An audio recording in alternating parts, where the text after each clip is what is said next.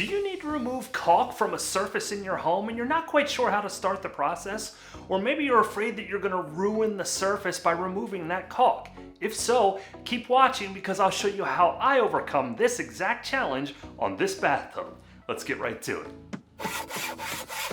About a year ago, I was introduced to something called the plastic razor blade.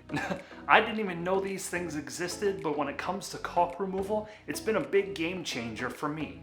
The razor blades I bought come in a kit where you get a lot of the razor blades and you also get a holder, or basically it's like a scraper that you put the razor blade into. You simply turn it over, insert the razor blade, and boom, you have a scraper that you can use to remove your caulk. Use that scraper in order to catch a little edge on your caulk and work your way in. I like to use nice smooth motions when I can. Sometimes I have to move a little bit faster. Just work that razor blade around. With these razor blades, they will get dull fast. After all, they're plastic. So you will go through a handful of them, and the link that I included in the description of this video will give you a kit that will give you a ton of plastic razor blades. On this bathtub, I actually used 4 because there were a couple of tough spots where I had to really put some effort into it. Many other videos showcase tools that are purpose-built tools for removing caulk or, even spreading the caulk. These tools can work well, but I've had challenges with them scratching surfaces. Most people will tell you to use a razor knife. That is absolutely going to scratch your surface if you're not super careful. Although there are times when you have to pull out the razor knife to get that caulk out.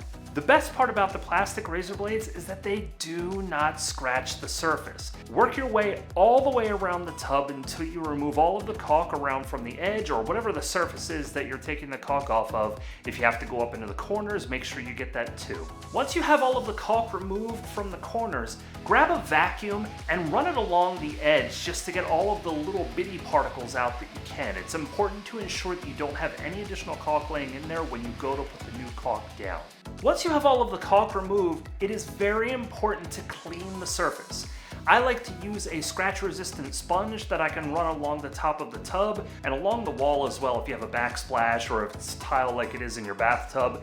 This will ensure that you can get all of the additional residue that scraper couldn't get off. And if you have any mildew or any mold going, use Clorox. Use some sort of a bleach spray as a part of this so that it will kill whatever is there. Once you've scrubbed all of that thoroughly and it's looking pretty clean, dry it off with a towel. You may want to also run a fan to make sure it dries thoroughly. Before you put your caulk back on, make sure the surface is dry. I've made this mistake. Please don't do the same thing that I've done. And now for the final step to get your caulk back on. If you're not quite sure how to handle that, click or tap on this video. And until the next time, keep doing it yourself.